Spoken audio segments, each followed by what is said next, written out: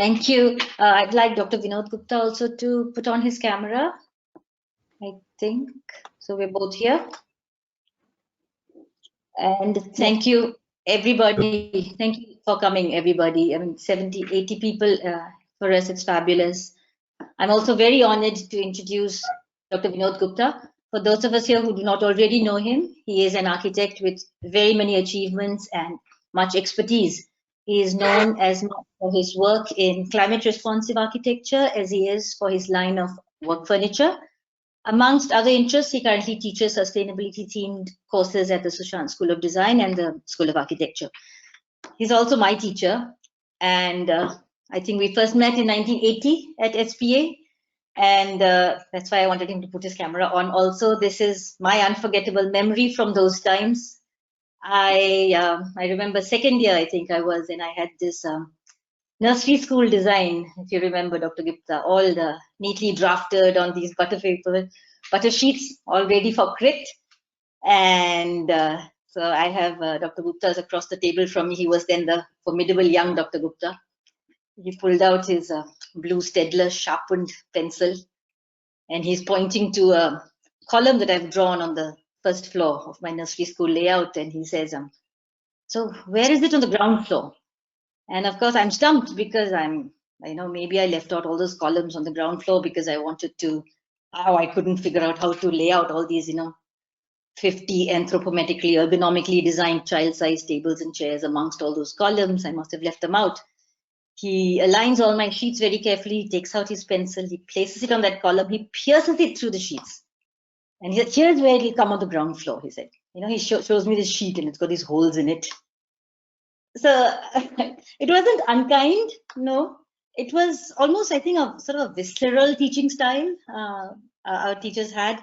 Something I think some of us sometimes even miss now in this remote classroom format that we all have adopted now. But what I'm most happy to say is that this new format, it does not faze Dr. Gupta. We've been talking over the last few weeks, and he has moved seamlessly to taking his lectures online. He's in fact developing several courses to now take online. I think many of us who are here, of course, all of us are architects and designers, I think, and many of us may even be thinking of diversifying our scope of services in the coming times. So we may be taking on many online courses.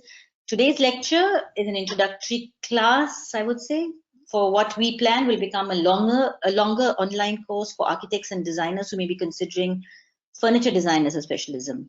So please welcome Dr. Vinod Gupta. Thank you, Jayanti. Time to start? Is this time to start for me? Shall I go ahead with this now? Yes, you can go ahead now.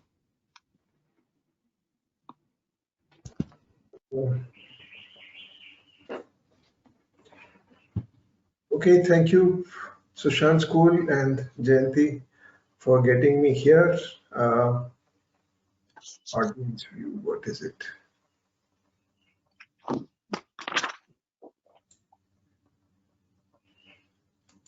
Just a second.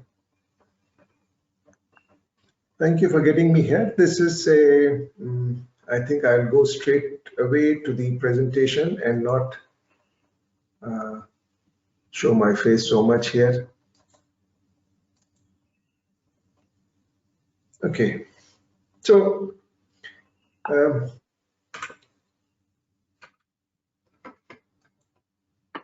first for those, we are here actually because we have a coronavirus pandemic and many of us are working from home. We are using furniture that was meant for relaxing, resting, eating, or sleeping, never for working.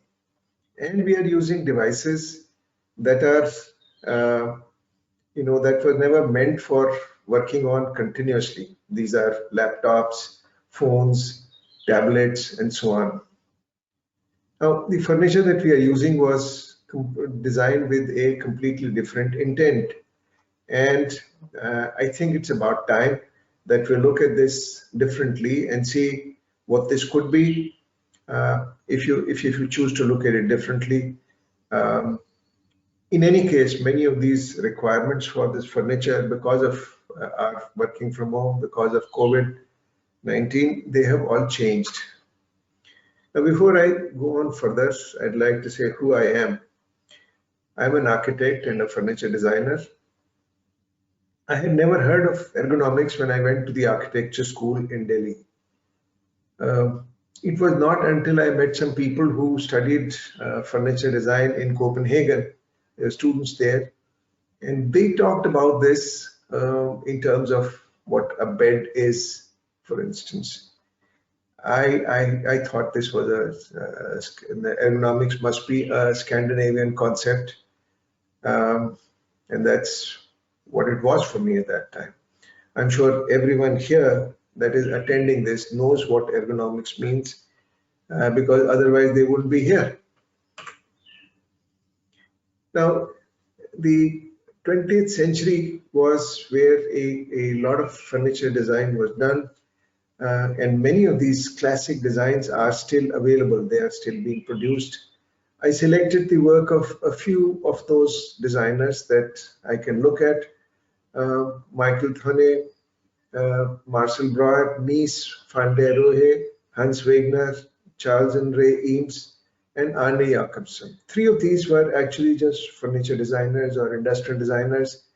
And the other three, which is Mies, Arne Jacobsen, and Marcel Breuer, these were architects who were also indulging in furniture design.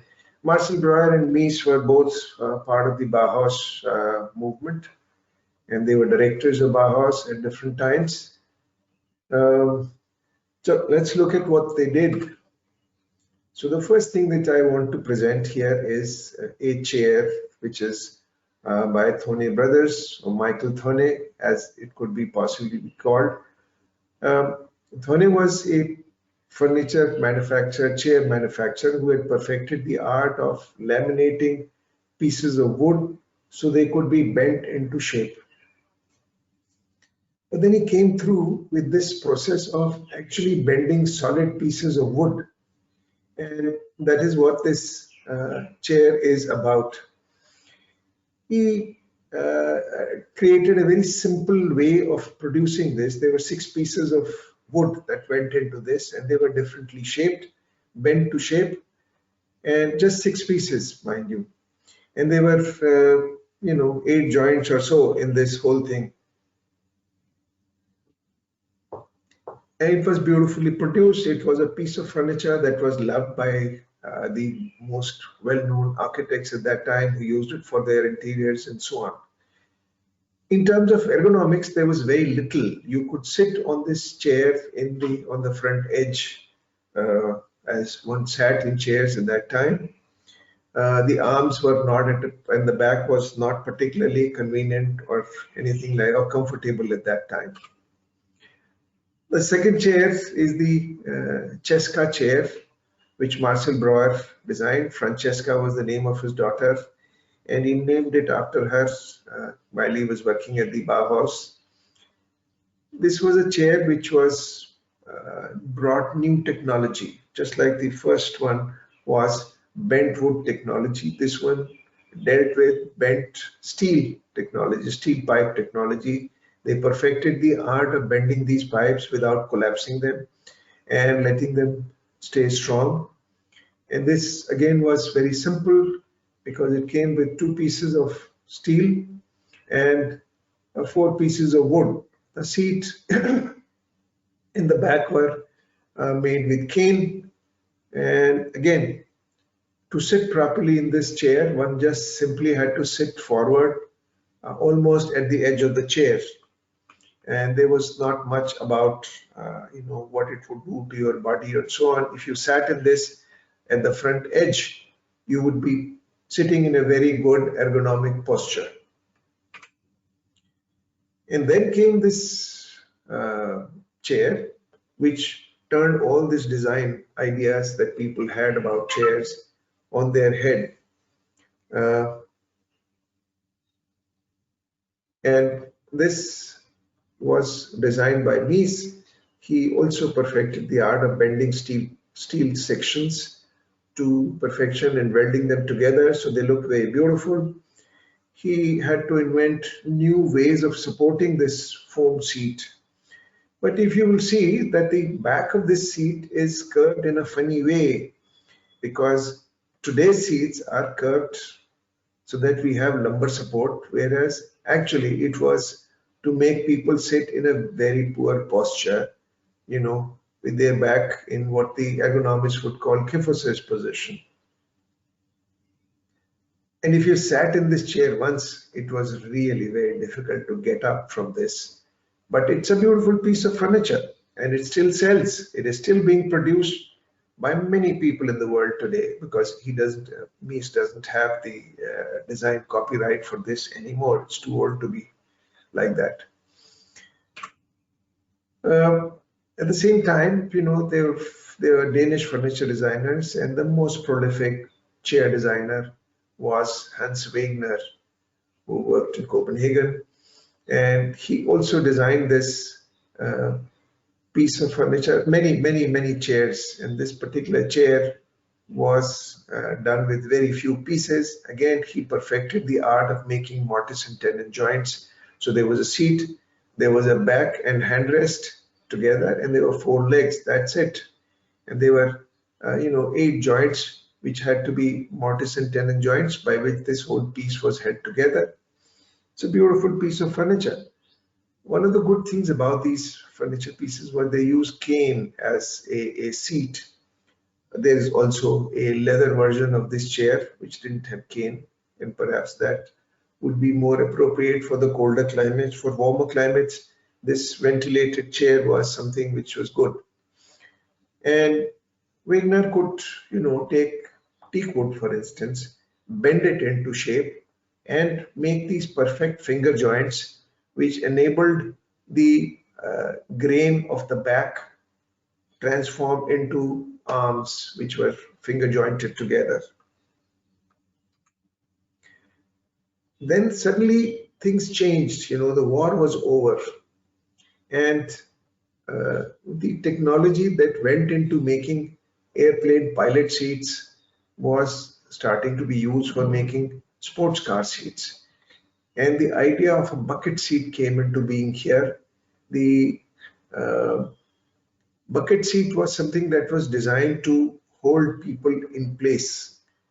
When sports cars turned sharply, suddenly, then there were a lot of forces which tended to make people slide on the seat. Earlier, cars used to have a bench for a seat, and they made sure that people don't slide. And this, you couldn't really slide if you had a floor gear shift. But you would move out of position, and people had to stay in position, especially when they are turning 180 degrees in a sports car.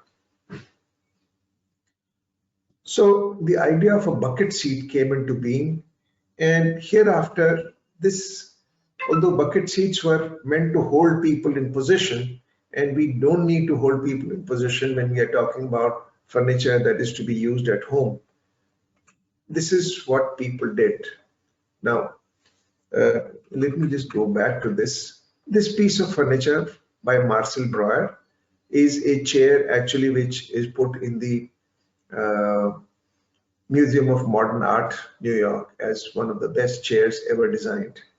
But this is also the chair that Godrej produced after the design was free for anybody to copy, and Godrej went on to produce these by the thousands or hundreds of thousands of these chairs. And this is in fact one of the most popular chairs that we could have seen in India. I am not sure if it is still produced, but it probably is. And Charles and Ray Eames are people who are well known in India. They helped found the National Institute of Design at Ahmedabad. And the idea of transforming a chair, which was basically a place to sit, into something that is to support the human body. Now here, please remember that one was not dealing with G forces as they are in a pilot seat, or with some sliding motion, which is for a sports car. But here Charles Eames designed this for a very restful position for watching TV, the lounge chair. It's a famous piece of furniture.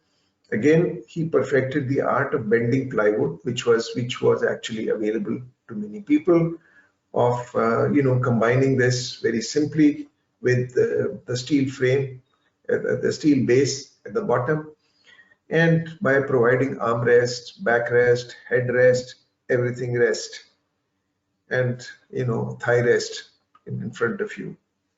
So instead of being an autonomous person, a human being, instead of being autonomous in the sense that the person supports himself or herself, the moment you sit in this chair, it takes care of supporting everything that you have.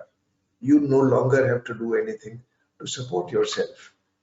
And the egg chair, which is a little later perhaps, or about the same time, by Arne Jacobsen. Arne Jacobsen was an architect who was designing the Swiss, sorry, not the Swiss, but the SAS Royal Hotel in Copenhagen.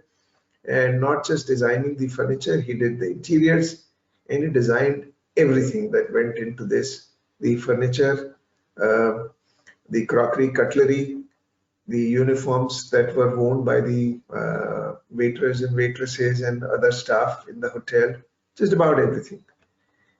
Ashtrays also, if you like, crockery, cutlery, faucets, everything was designed by him. And this was the chair, the egg chair, which was in the lounge of the Royal Hotel in Copenhagen. Again, this had nothing to do with ergonomics. The curves are completely wrong for somebody to sit comfortably in this. It makes you bend down, or to do this. But anyway, it was beautiful, and it is still sold as a very important piece of furniture. Now, what is ergonomics? I've used this word already several times, but ergonomics is an industrial concept. Industrial concept that means if you were to match the task and the equipment that is to be used by the worker, then if you match this, you have the possibility of improved productivity. Now, this is an important industrial concept, and most ergonomists don't work with furniture. This is something which is really down in the list of priorities that ergonomists have. They would rather work with industrial production and try and improve that by making sure the processes are proper. So the concept of something that helps the individual is not there. It is to actually improve productivity. And it is not the individual's productivity, it is the industrial productivity that is to be improved. So ergonomics is not about furniture.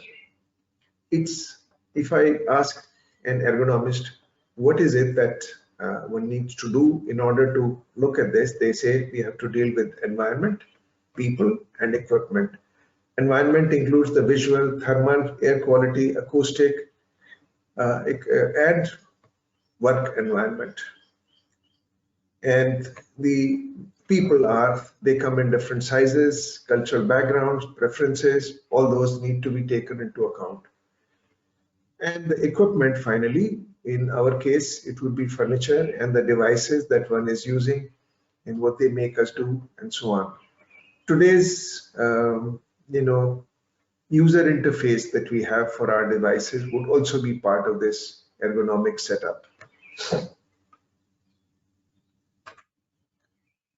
Now, some important things that happened by ergonomists. One was in 1960, Dr. J.J. Keegan, he was a physician. He photographed people lying in bed, and he decided that the human body is designed in such a way that if the angle between the torso and the thighs, if it is 135 degrees, then we are in correct position. But the moment we reduce this angle to 90 degrees or less, then what happens is the instead of sitting, the tailbone kind of comes down. I think this is better seen here by the X-rays that Dr. Hans Schobert, he was a German doctor. He also photographed people actually standing up and sitting down, not lying down in bed as Keegan had done.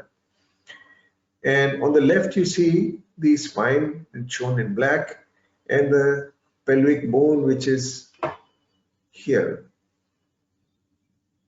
And this is straight, and this is the tailbone that we have, which is we don't use it for anything because we don't have a tail, but the tailbone, if we had a tail, it would be connected to this bone, and that's what it is there for.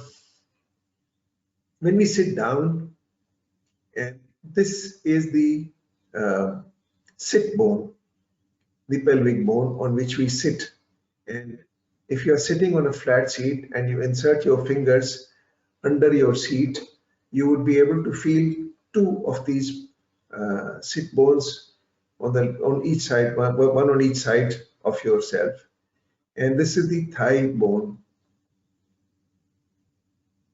When this angle changes to 90 degrees or less, the natural curves of the spine, which is an S-shaped curve, which was here, that changes to a curve like this, which is not considered something which is very good. And that's what happens to us when we sit in chairs like this. So these two things, the important things that happened were that we have to retain this angle as more than 90 degrees. But unfortunately, the chairs that I've shown there earlier had this as 90 degrees or less. At the same time, there was Dr. A.C. Mandel. He was also a doctor, ergonomist, who looked at how children use furniture. And he talked first about the correct height of furniture. And this, he said, was completely wrong when he looked at the school furniture. School furniture in Denmark was not very different from what we used to have. But he said the height has to be more, and the chairs need to be sloping down, sloping forward. And that opens up this angle. You see this angle here between the torso and the thigh, and this angle is not 90 degrees, it is changed here to maybe like 135 degrees. So he designed this furniture as an ergonomist, which is very good. And in fact, they changed, the schools in Denmark changed because of this. Now, another interesting thing that was happening was in Norway. Inspired by these people, these three doctors which I talked about, there was a Norwegian designer, Hans Christian Mengelskjold, and he designed the balance chair. The balance chair was not for work. It was something that was to be used at home, but it could be possibly used for work. You have there are four pictures. The one on the top left shows what people were using at that time as Scandinavian furniture, which was low and which made people sit in a very peculiar way. Also, if you see this on the picture on the top right, again, the person on the left is sitting in a very peculiar way.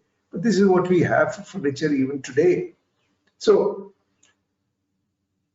Mengelskjold's design was that if we were to keep our spine straight, then we would have to have a sloping thigh and the sloping seat. When you slope the seat, then the person tends to slide forward. In order to prevent that from happening, he had another seat supported at the bottom. In this case, this is here. Also, this is the seat. This is the part of the seat which is supporting the shins here, not the knees, but the shins on this. There were three other designers who joined Mengelskjold in this, And in fact, they designed many different kinds of seats, and this was a great move forward as far as ergonomics at home was concerned. You can see there are different versions. This is a rocking version of the chair. This is for eating. This is for working, and so on.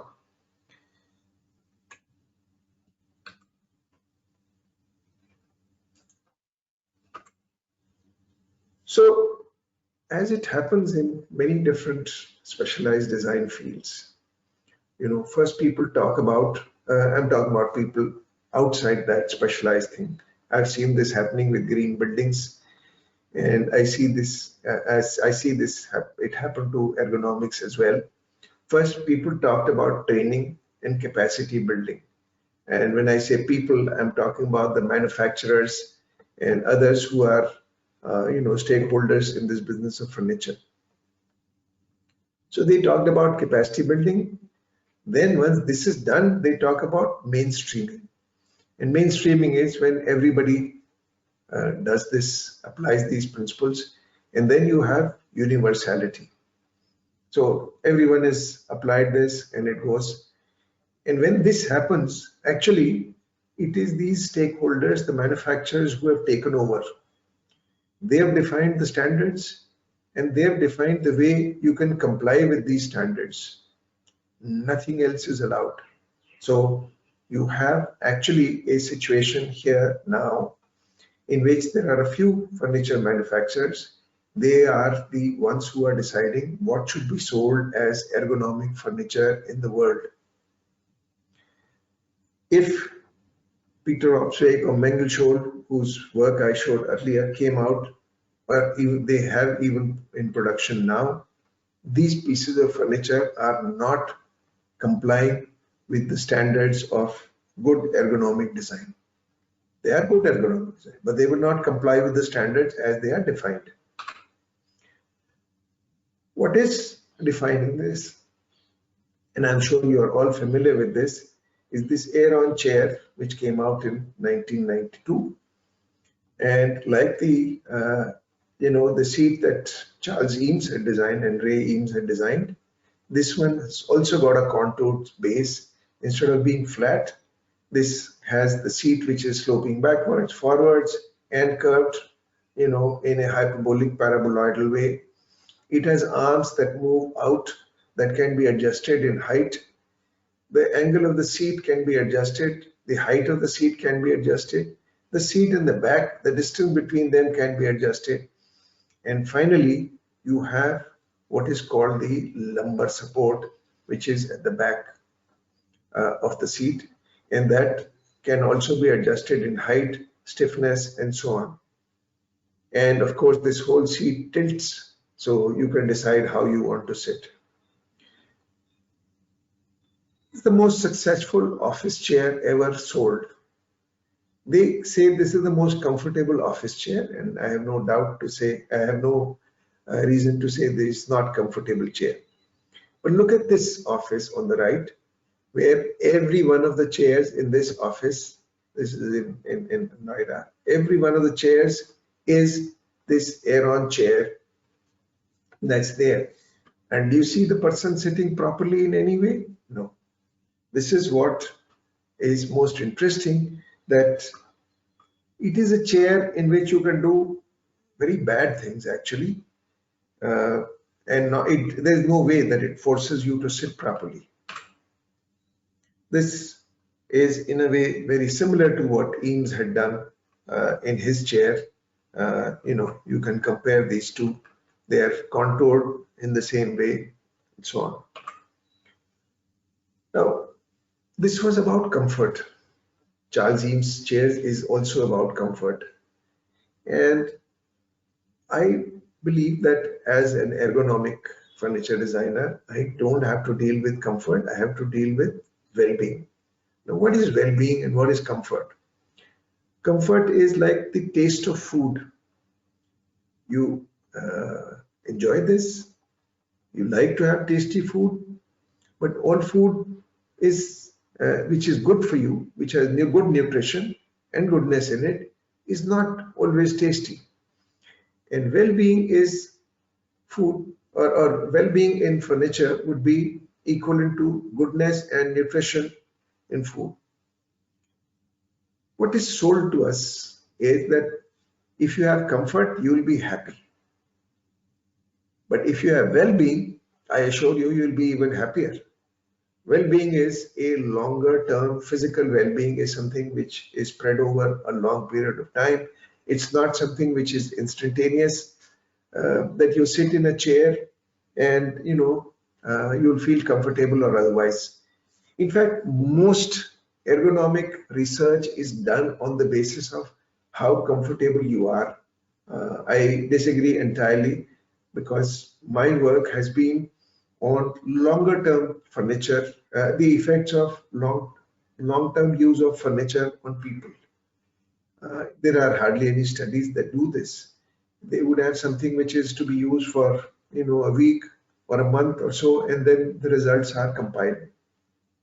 I have studies which I've done over a period of 10 years, 13 years now, on what we design and how it has affected people's lives.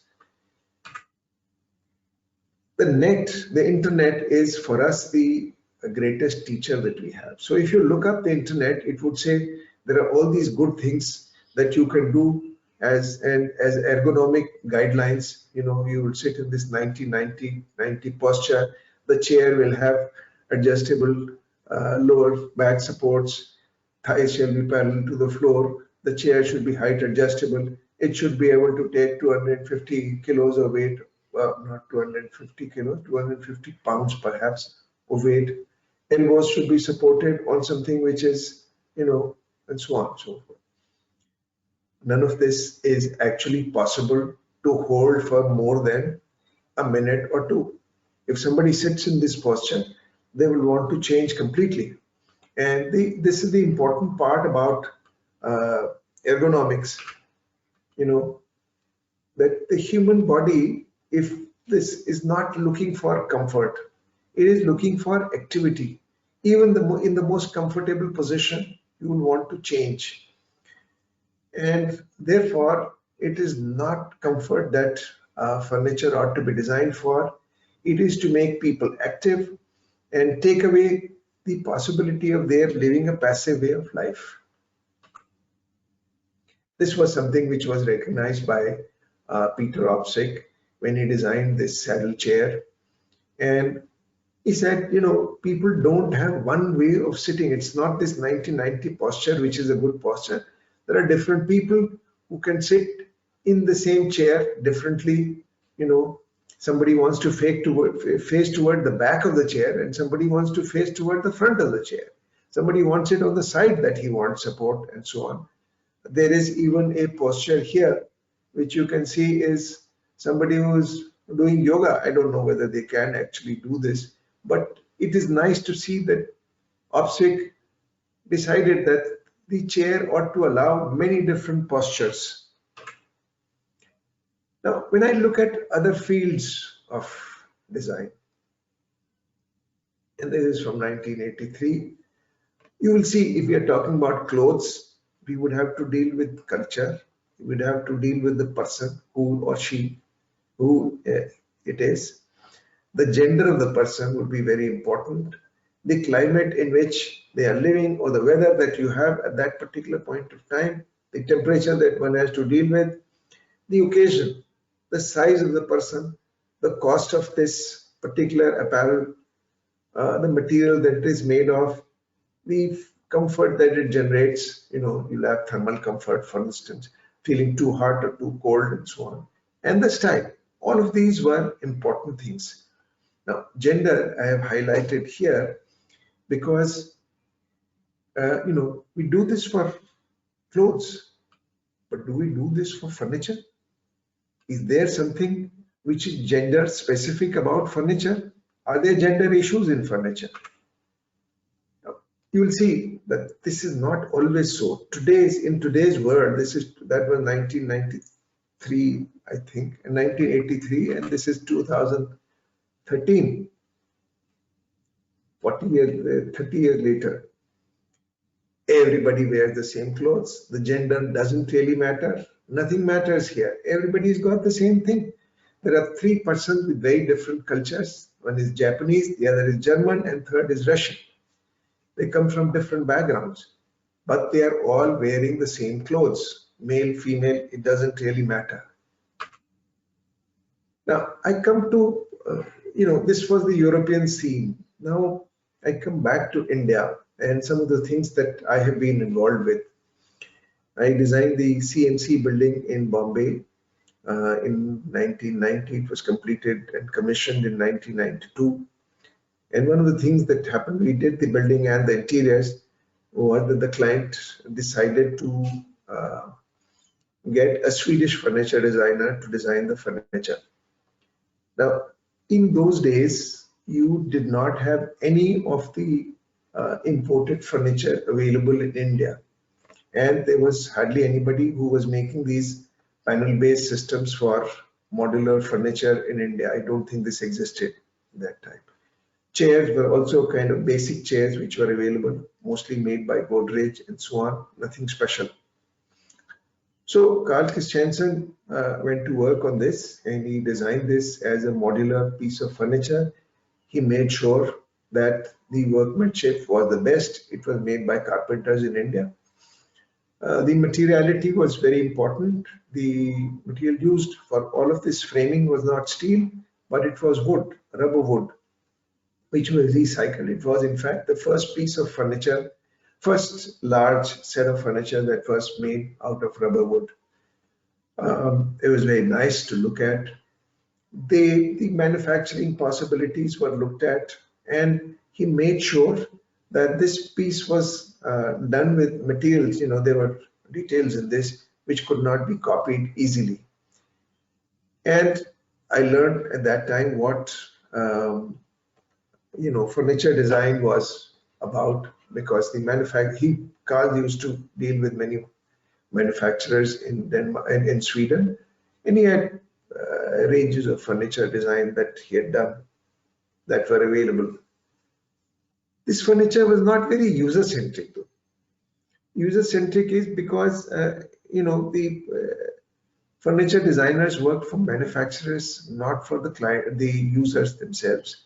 So in all said and done, it actually didn't have sufficient space for using the large computer monitors and computers that we had available at that time. It just didn't have the right amount of space in this. It was also furniture which was almost impossible to move. Once you put it in place, you could never ever think of changing anything in this. But it gave a sense of privacy. Also, I think it didn't deal with the gender issues that were there. The chairs, I will go over those again. In India, we have not always been sitting in chairs. In fact, we have been sitting without chairs. We have the Malasan posture in which our craftsmen work, in which people simply sit down to rest when there is no furniture available at all. They are comfortable. They can sit like this for hours. People sit in Sukhasan for hours. When I see, all the Swamis, Buddhas, and Swami Vivekananda and so on. These pictures you see there all with straight backs and so on. I often used to think that it is this particular posture that gives you a straight back when people sit in this, but this is actually not true. You can sit badly in Sukhasana, in the spine curved in the wrong direction, just as you can in any of the chairs that you have.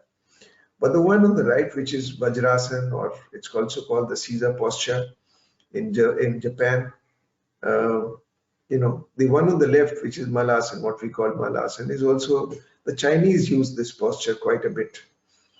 So you have the Japanese, Chinese, and Indian postures here. And these are things which we have grown up with, we have lived with.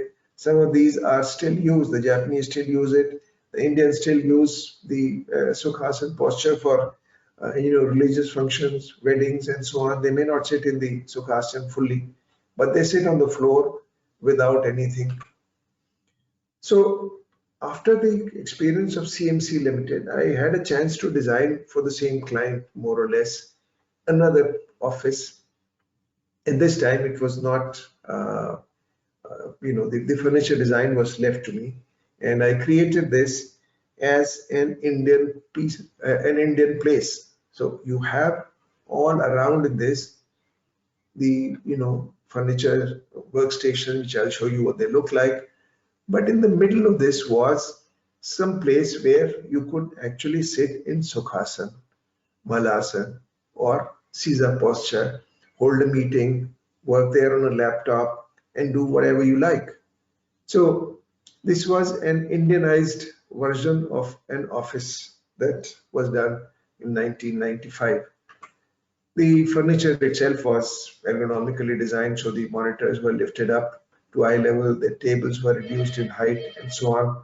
The desktops, computers were put in place, and they were there was task lighting provided for each one, and there was a personal fan that was given for each person so that they could be more comfortable. On the right, of course, was this place where people were sitting on the floor, so on. A little later, I had to design some more furniture for myself, and in this case, we were architects, and we had to design. The architects used in India the sit stand workstation, which is in fashion today, but it was something that we were using constantly when we were making drawings by hand. So we would sit on a stool. There were no chairs. We would sit on a stool and work for a while, and then we could stand and work in other parts of the drawing and so on. But we gave it up when we started using computers. So when I designed this furniture, I made sure that we have a piece of furniture which allows us to sit and also be able to stand and work. And this was achieved by raising the height of the table and making sure it is not very good for standing. The chairs were also higher and so on. One of the problems that, I have a muse, somebody who inspired me to design this piece of furniture that I showed earlier.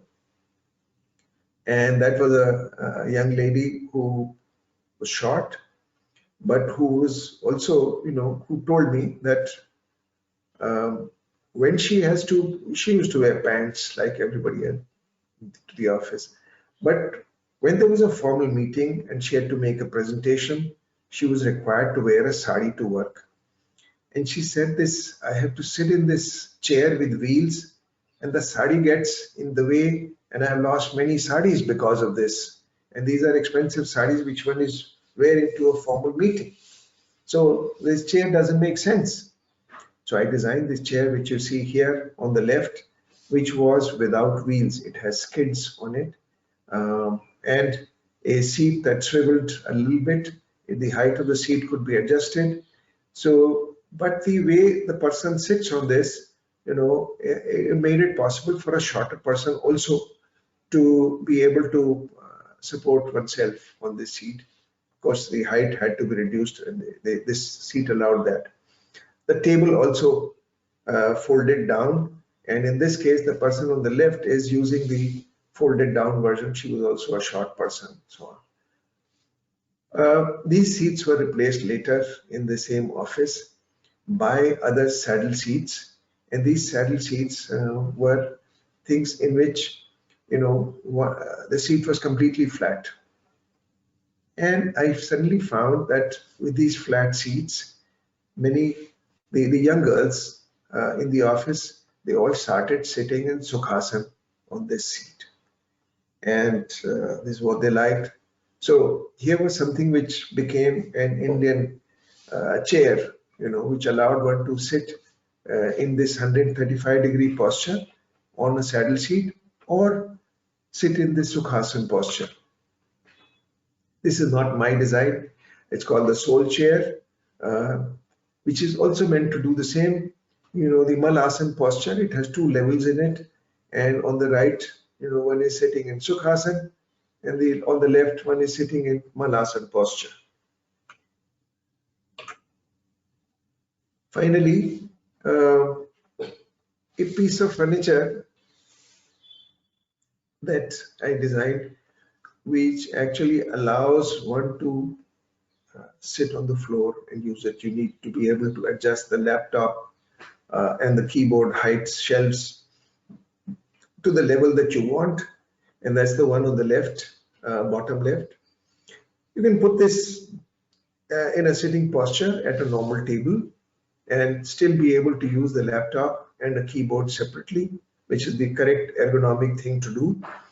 And on the same table with this, without moving this, you can move, you can stand up and adjust the height in one go.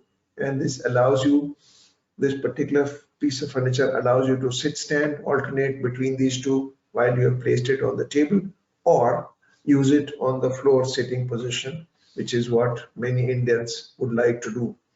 We had all our offices, the Munims, they used to sit on the floor and work like that. But sitting on the floor is not a very active posture. This sit stand, which you have in the second and third picture here, diagram here, they are actually the more active postures. And before I go, I have to talk about this Corona seat. There are many people who have problems today working from home. And one of the things that people are doing is they sit at the dining table, and the dining chair are normally sloping backwards. Maybe there are some that are flat, but my experience is that they slope backwards. The table is too high for putting a laptop on, and one tends to sit badly on this. Now, the Corona seat that I recommend here is that on this dining chair, you can take a yoga mat, a roll made of yoga mat, or a blanket, and make sure that you place it on the seat under your sit bones. The sit bones, as I said earlier, are things that you can feel when you put your hand under this. If you're sitting on a flat seat, you can feel the sit bones. You place the mat in such a way that you are working. This raises the height. It's different from raising this, putting a cushion on the seat. A cushion gives you no direction actually, which is very bad because you could sit really badly. But this instantly corrects the posture. And if you have a keyboard, then you can really correct this by putting books under the laptop, some books, raising the laptop and using the keyboard and mouse separately. So this is the Corona seat for work from home. Thank you. If you have Marina, I am, and if you have. Thank you. Thank you, Dr. Gupta, for sharing your insight and expertise on the subject. It was very informative, elaborate. I think now we can go ahead and take some time for questions. So just want to give everyone a reminder, please be sure to type your questions into the question box on your control panel. We have some questions already from our registrations. I will just start with those.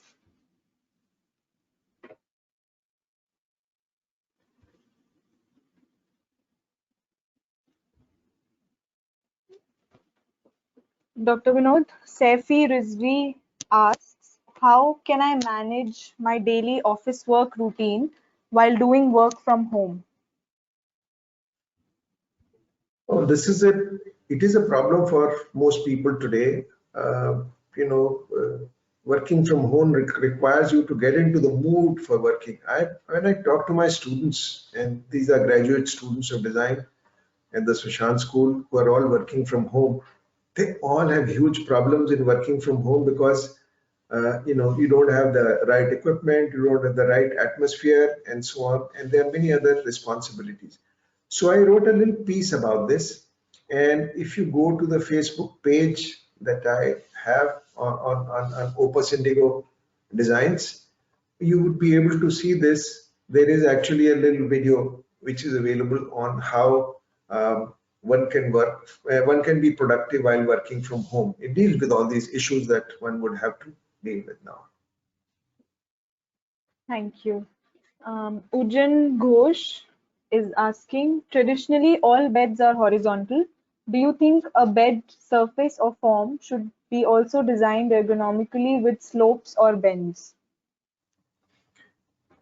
So I think that doctors recommend sometimes that if you have a cough or a congestion in the throat, the bed should be sloping up toward the headrest.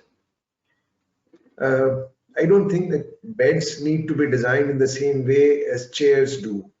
One of the things that has happened to beds is that people are talking about using memory foam for beds. They also talk about using memory foam for chair seats and so on. Now, memory foam is a horrible material because it's like floating in water. You know, a good bed should be a firm bed in which you move all through the night. You assume different postures and not have to sort of let the bed be floating. You should not be floating in this. There are many chairs which are gravity chairs. I think Opswick has also designed one of these where you're not supposed to do anything. You're just supposed to be floating around. Now, this is not how the human body wants to be. It wants to be active. So I would say to Ujan, beds should not be made curved and so on, with different curves on the mattress. Thank you, Dr. Gupta. Mr. Kunal asks, are there any roots of ergonomics in the Vedas? Of course, the work environment and lifestyles today are totally different. I work with an organization that is rewriting the Charak Samhita. Charak Samhita is the Veda that deals with how one should live in order to be living well and without medicine and so on. So Ayurveda, in fact, deals with this aspect of well-being. And this well-being is not in terms of the absence of disease. Good health is not just the absence of disease. It is to do with many other factors. And the one good thing which ergonomics and Ayurveda would have in common is that both are saying you must sit properly, you must work properly, and you must eat properly, rest properly. This is what Ayurveda says. In order that you would not need to be sick. Now, many times I have come to this this situation where I would show an ergonomist, or not ergonomist, I should say, a physician or a physiotherapist, and ask what kind of a chair should this be? Are any of these chairs which I have useful for people? They say, your chair doesn't have a back. It doesn't have armrests. This is terrible. You require good back support. And I think this happens because doctors tend to deal with only sick patients. So I have no doubt, just as a sick patient requires medicine, a sick patient also requires to have to have a back support, hand support, whatever other supports are really needed.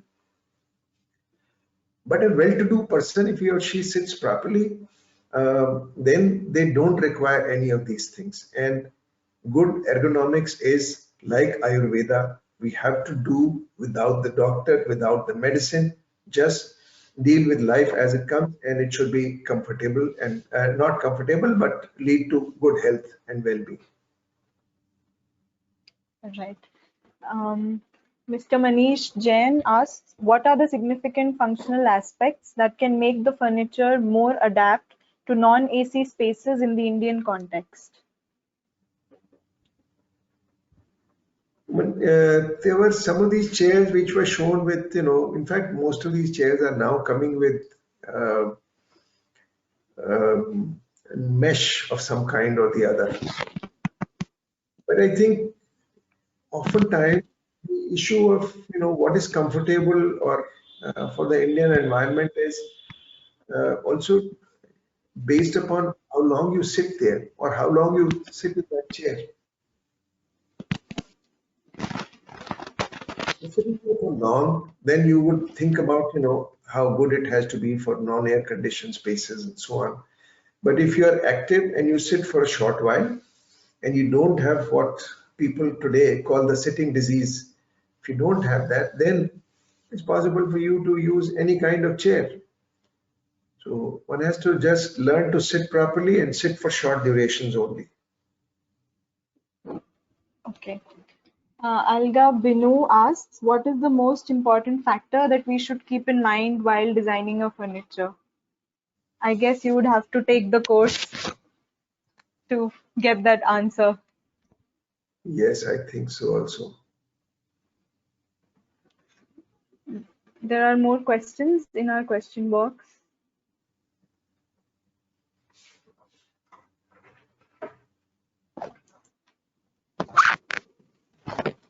Mr. Prashant asks, you mentioned about gender and culture, roles of both which are changing across the world. How does one design keeping in mind that most times we do not know who the end user is? Even if we manage to do this, how do we address this ever-changing scenario? Can you please repeat that? I missed some part of it. Sure. It says, you mentioned about gender and culture. How does one design keeping in mind that most times we do not know who the end user is? So there is something called universal design. And universal design, it deals with something which is good for everyone to have. When you design for the worst possible set of conditions that one could encounter and treat that as good practice, but you will have universal design in that case. In that case, you don't have to worry about this. So let me go back to, you say you don't know what is the gender of the person who's using the chair.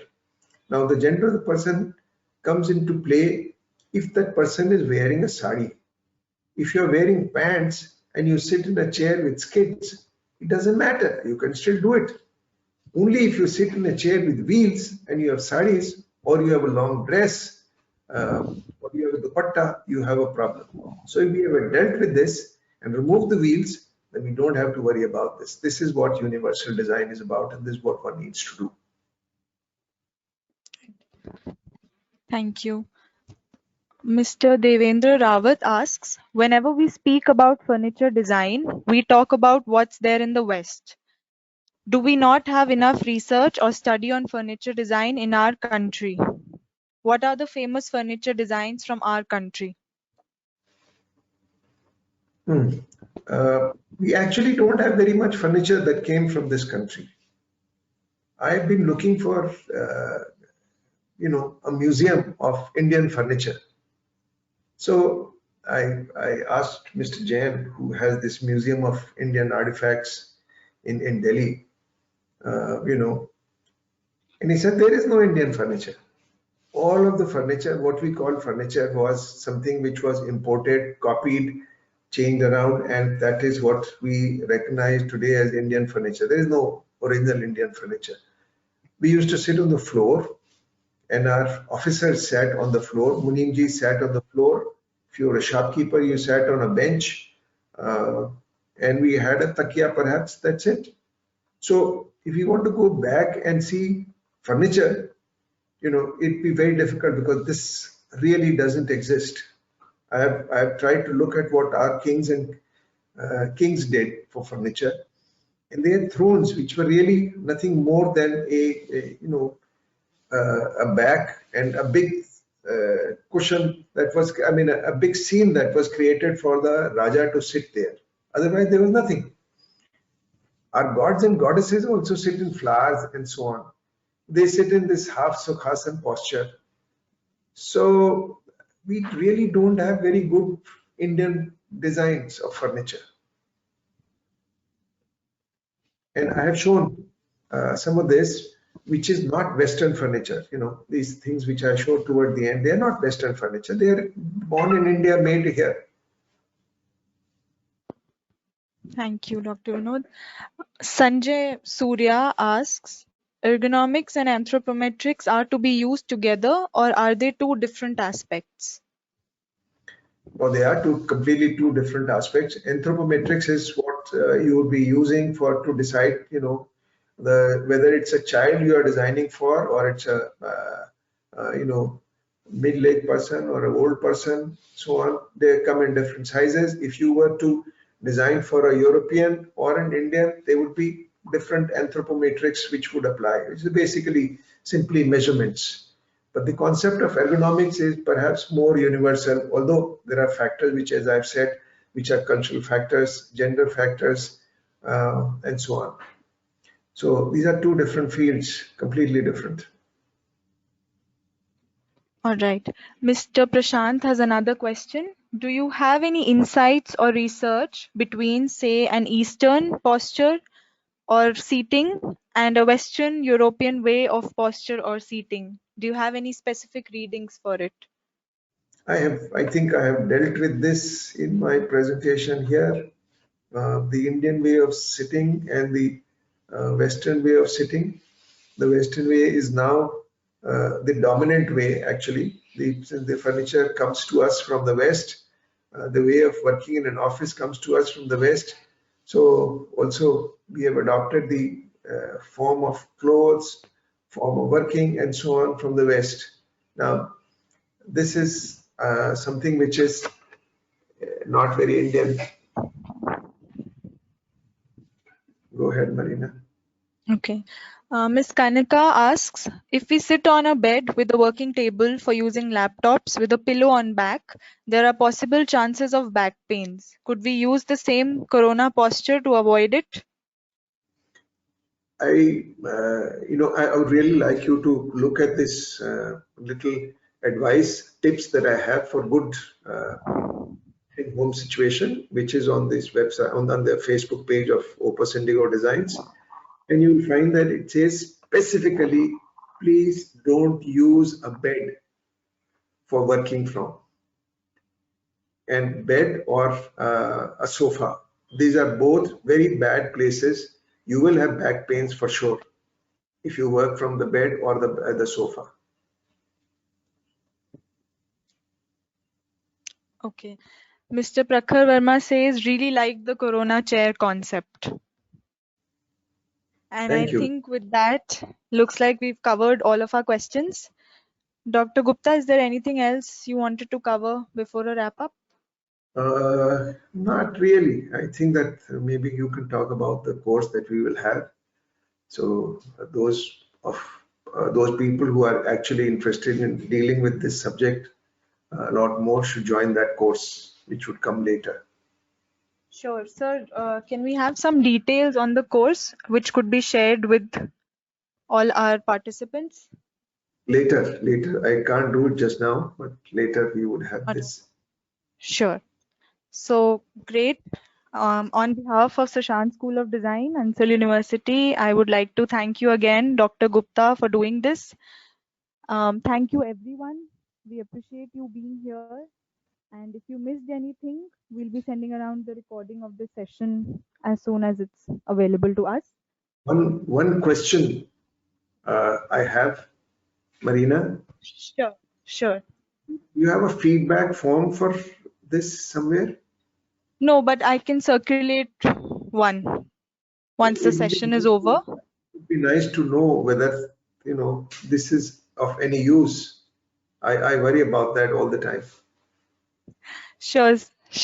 I will circulate one once the session is over. I have all the email IDs of the participants and I can do that.